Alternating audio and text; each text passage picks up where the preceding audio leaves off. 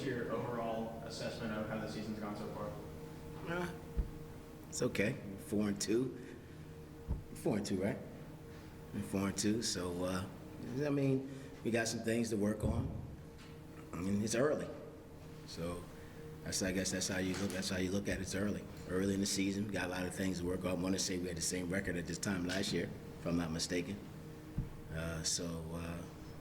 But you know, we got some things to work on, and we just got to work on them. When you say you've got things to work on, what's the emphasis? What's Cal's emphasis right now? Well, our biggest thing is to get everybody together, get everybody on the same page. You know, we had a lot of guys miss a lot of time, and that hurts you, especially when they're important to the team.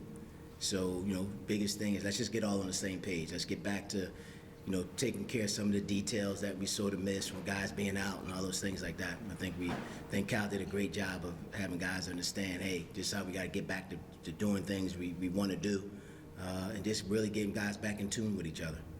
Bruce, you got a lot of guys that are starting to get healthy finally, and now back into practice, playing together. What's that cohesiveness look like? How far along are they now? I think, you know, we had some time off since the last game, so Cal really emphasized about getting back to some basic stuff this weekend, really working on us, you know, getting us back on track with each other. And I think that was important. And we played 2 games where our 2 games that we lost. If we make some foul shots, it's a different outcome. But we weren't together, and that comes through practice. Then actually we went and played a tough team on their home court, and we didn't play well, and we got beat. So, you know, it's about us coming back, getting ourselves together, because we knew we needed to get that time, get those reps in with each other, check out different combinations on the floor, because that's what you lose when guys not there. So now you lose, you know, having different guys out there. Certain guys have different responsibilities when this guy's not in the game and that guy's not in the game. And if you don't practice them, that's why you look the way you look sometimes. So we had to get back to that a little bit this week, and I thought that's what we did from practice this week. This year's team being more experienced of a team than is usually in place at Kentucky, how has that maybe helped recovering from some of the losses that you've had so far? I mean, I don't think that really makes a difference, whether or not they're young or old. It's about learning. Some guys learn differently. When you're a coach, you have guys you could show the film, they're fine. You have guys you have to physically put them out there for them to learn it. And I think that's all sports. So I don't think it really has a lot to do with whether or not we're experienced or we're not. We still incorporate some guys who haven't played here. So you're putting them in different situations, and sometimes you're asking them to do some things, some games that you add a person, you're not asking them to do those same things. So those are the types of things that happen in those types of situations. I think it was after the North Florida game, Cal mentioned like the belt that after wins, like the most impactful player gets. So I'm curious, how did that come about, and have you seen that maybe increase competitiveness, you know, between guys to want to get the belt after wins? Well, it's always fun for the kids. You know what I mean? You know, you give out those types of things, and they start to feel themselves like, all right, let me get the belt. I think that's the biggest thing. We sort of talked about that in the summer when we got back from the Bahamas as a staff. Let's give them something that they could feel as though they're getting rewarded for having good games, and not just because it's scoring.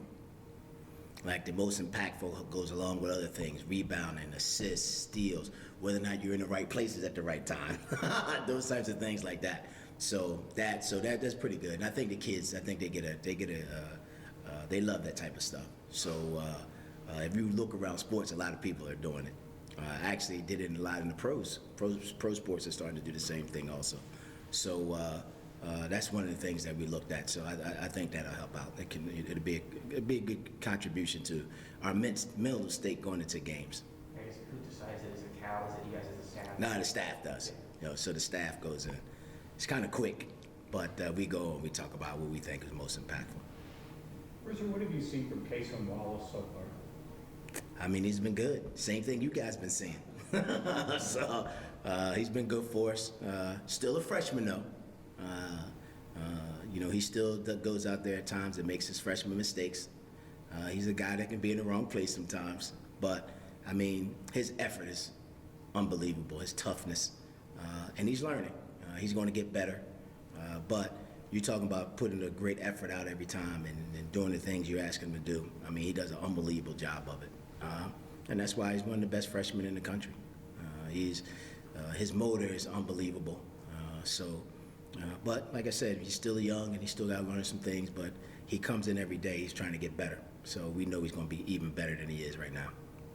Coach, you talked about you guys not playing together that much yet, you guys in cohesion together. A team like Bellarmine, they look like they've been together. They got veterans, and it's a disciplined team. How important is a game like that for you guys going into December to just be defensively disciplined and kind of get that side? Well, they're going to test our discipline, that's for sure, defensively, because of what they run. I don't want to say they hold the ball, but they're going to work the shot clock. Our discipline on defense, our communication on defense is going to be important, just because of the type of offense that they run. So, it's a good test for us. We worked on some things, and defense was one of them, and hopefully we're able to carry it over to the game. And this is a good test just because of the system that they run and what they do. So we'll see whether or not the things that we worked on this weekend, come out in the game. Not only just defensively, but offensively also too. Bruiser, as someone who's been around the game for a while, what do you make of the parity in college basketball now? You guys have 2 losses, a bunch of other ranked teams have 2 losses. Just what do you think of that? I'm glad y'all figuring that out. Because y'all think we lose 2 games and the season's over. But I mean, it's one of those things where is who's more ready at the beginning of the year. This is one thing about basketball, it's a long season. And it's not always about the start, it's about the finish.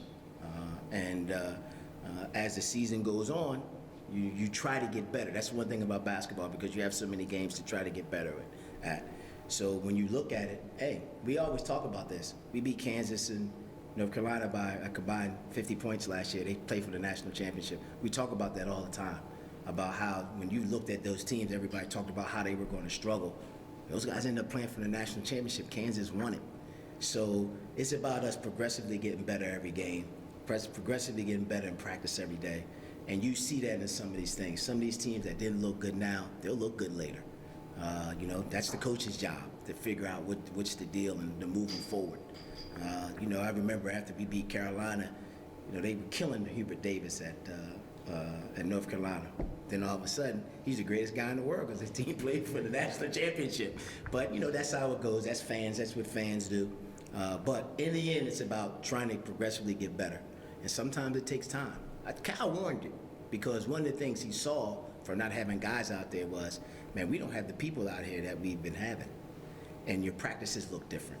And that's why he said what he said about, hey, it's going to take us some time. We're not going to be the same team now that we're going to be down the road, because one, you look out there and practice, and a lot of guys that you're dependent on, they're either on a bike, they're getting treatment. That makes a difference.